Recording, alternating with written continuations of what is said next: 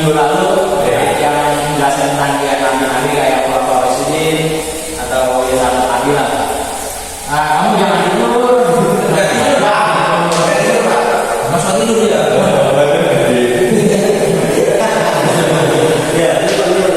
Oke, di sini Bapak akan menerangkan materi yang berjudul ya kisah teladan Rasulullah menghadapkan sahabat Nabi. Next. Di sini ada akhlak mulia Nabi. Di sini teman-teman udah ada tahu akhlak mulia Rasulullah seperti apa? Ada apa? Yang salah satu jujur dan amanah. Oke, benar. Lagi kalau Kalau misalnya ini jawabnya benar, ada kasih apa gitu? belum ada Ya, hati dan bijaksana.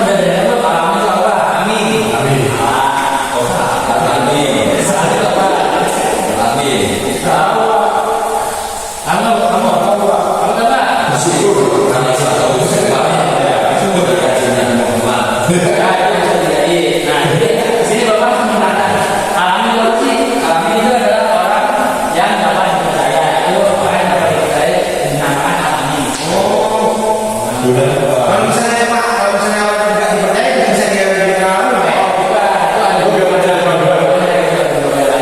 Beda apa ya? Ini kan kita sedang mempelajari akhlak mulia Rasulullah. Kamu jangan bercanda. Enggak beda Pak. Hukum berdiri Pak. Siapa? Oke, yang terakhir ada adil dan bijaksana. Setiap keputusan beliau selalu adil, tidak memihak dan dalam kebijaksanaan. Jadi beliau itu dalam mengatur strategi atau mengatur segala kegiatan itu selalu bijaksana dan tegas. Lanjut. Di sini ada 4 khalifah besar.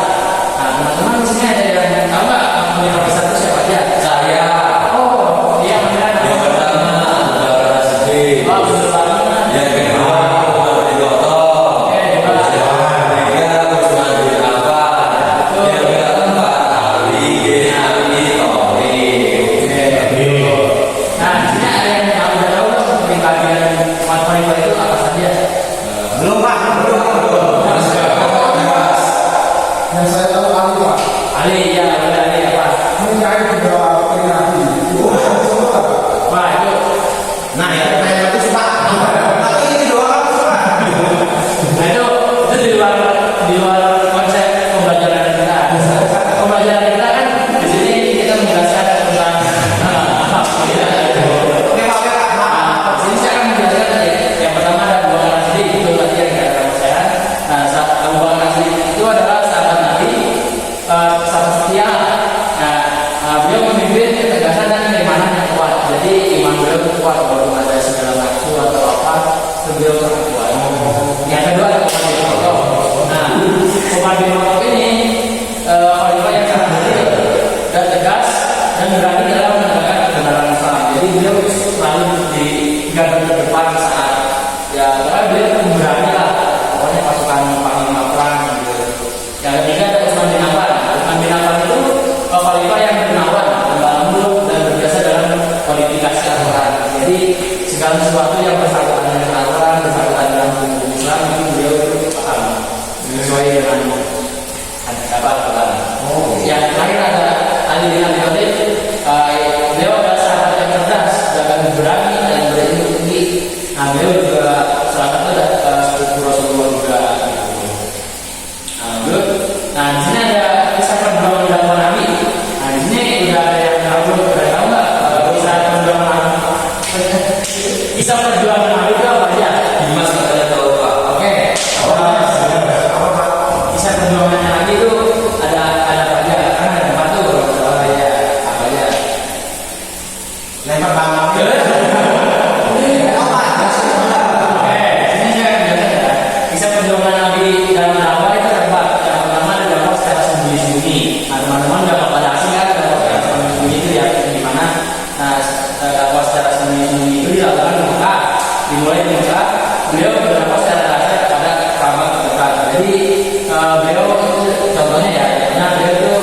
menyebarkan Islam itu dari teman-teman dulu lah yang dari kita.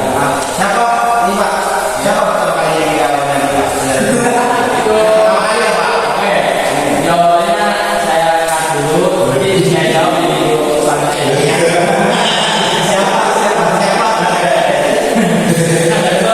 Yang kedua ada puasa terbuka. Nah, dakwah secara terbuka ini adalah perintah Allah untuk berdakwah secara terang-terangan menghadapi penolakan kaum Quraisy. Nah, contohnya dalam dakwah terbuka itu ada seperti yang di zaman sekarang kayak Sunan Kalijaga yang menyebarkan Islam dengan cara di awal pertunjukan wayang kulit seperti itu.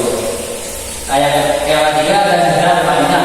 Nah, hijrah Madinah itu perpindahan besar untuk menyelamatkan Islam dalam membangun masyarakat Muslim pertama. Yang keempat ada Fathul Mekah. Fathul Mekah itu menaklukkan Mekah tanpa perlu bangga menandai tindak dan kemenangan Islam. Lanjut, nah di sini ada toleransi dan kasih sayang.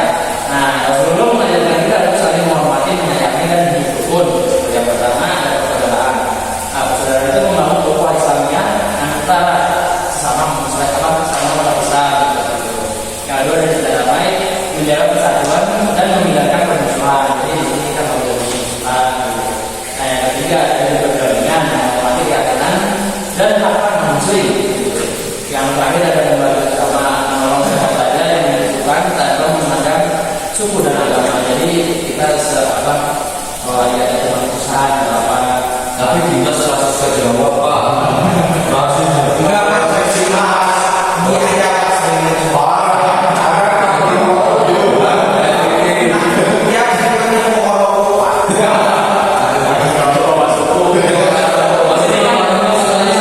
Nah itu cara mengatasi orang yang suka untuk ngomong suku itu bagaimana Pak? Itu umumnya di luar.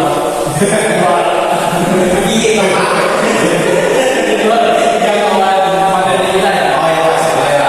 Ya, intinya itu tidak boleh kita mencemoohkan dia suatu suku dan agama atau apalagi bukan Siapa siapa? Oke, lanjut. Oke, lanjut di sini juga ada tiga wanita sahabat Nabi yang di apa namanya di harus di keteladanannya gitu.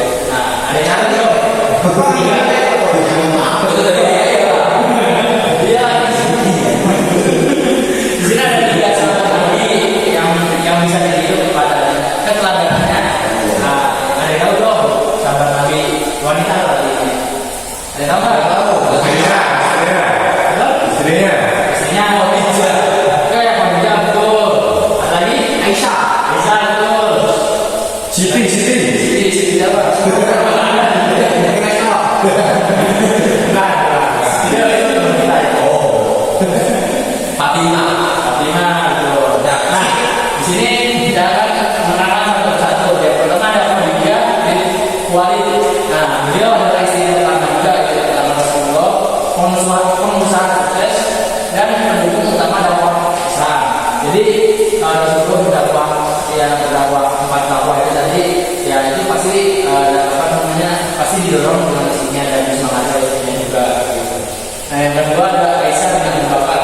Nah, Aisyah bin Abu Bakar adalah ulama wanita cerdas, perawi hadis dan penyampaian ilmu Islam yang sangat luar biasa. Jadi beliau itu pintarlah dalam dia menyebarkan Islam dan dia pintar gurunya itu jadi guru untuk mengajarkan agama. Yang terakhir ada Fatimah Az-Zahra. Nah, Fatimah Az-Zahra itu adalah putri Rasulullah pada kesederhanaan, kesabarannya dan ketakwaannya. Gitu. Oke, lanjut. Nah, di sini ada pelajaran dari perang Badar. Nah, di sini ada dari dahulu perang Badar itu perang apa? Kan bisa. Perang besar itu. Betul. Makanya Pak, itu pakai celurit apa enggak? Nah, dulu itu gimana celurit? Capek Pak. Berarti pakai apa? Makanya. Tinju. Ya. Dulu perangnya pakai batu, pakai pedang gitu. Oh. Ada apa enggak? Ada apa? Ombak. Itu bikin sendiri pasti ada di sini. Ada ya. Aman Pak ya? Mana itu ada. Punya ada. Kedunci Pak. Di dulu enggak ada pendidikan. Pakai pancing. Nah, di sini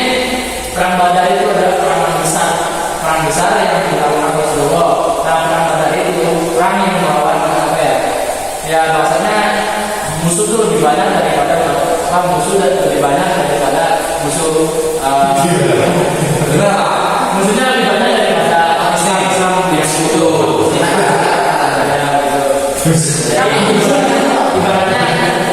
Ibaratnya 1 versus 150 pakai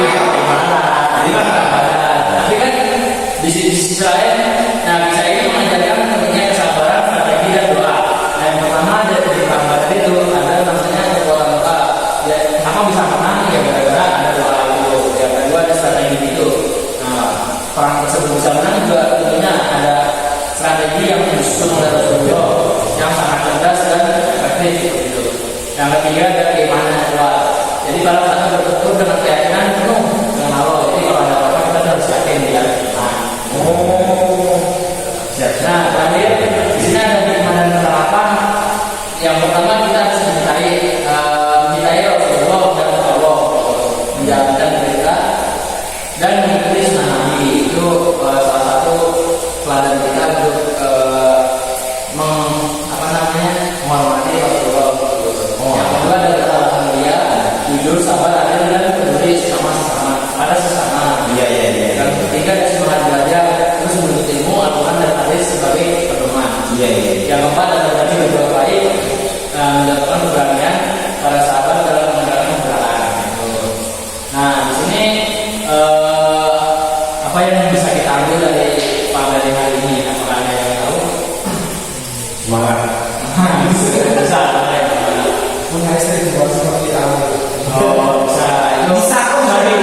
selagi kita mampu itu tidak apa-apa. Ya boleh. Kenapa di perang Badar tidak ada tank helikopter gitu Pak? Kalau kita analogikan, di perang Badar itu kita akan dibunuh, di gurun Pak ya. di gurun. Kalau ada yang tahu apa tadi? Helikopter. Itu pasir, itu nggak bisa. Ayo pakai senjata api bisa nggak Pak? Mereka kan nggak pakai senjata api. Kalau senjata api itu bisa sebenarnya, tapi siapa yang mau bikin? Ya. Ada yang Jadi pakai petasan Pak. bisa dibawa dia. Itu langsung orangnya nggak boleh Pak. Lain. Oke, mungkin cukup sekian yang bisa Bapak sampaikan. Kemudian Bapak di sini akan memberikan tugas kepada kalian. Oke. Oke. 3 tugas. Ini kalau tidak pada Ya. yang memberikan. Ayo pulang ini berapa? Oh dia telah ada itu. Oke, Bapak di sini akan memberikan tugas. Nanti tugasnya akan saya saja dulu. Nanti dikerjakan tulis tangan ya. Ya. Siapa? Ketik Pak. Ya boleh ditulis tangan boleh maksimal 5 lembar ya. Iya Pak. Oke, dikumpulkan di pertemuan berikutnya ya. Sekarang mau tanya Pak. Ya, Sekarang apa? Udah nikah apa belum Pak? itu di apa namanya? Sekarang belum nikah. Belum ya? Oh, misalkan kamu. Wah, kamu mau jadi siapa namanya? Udah Pak. Udah mau lorong nih kamu. Juga sudah punya calon Pak. Sampai sudah. Oke, Oke, mungkin cukup sekian yang bisa Bapak sampaikan. Kurang lebihnya mohon maaf. Jangan lupa nanti tugas dikumpulkan di pertemuan berikutnya. Insya Allah. Isi bolos. Kurang lebihnya mohon maaf. Apabila Bapak Ibu Hidayah. Assalamualaikum warahmatullahi wabarakatuh. Oke,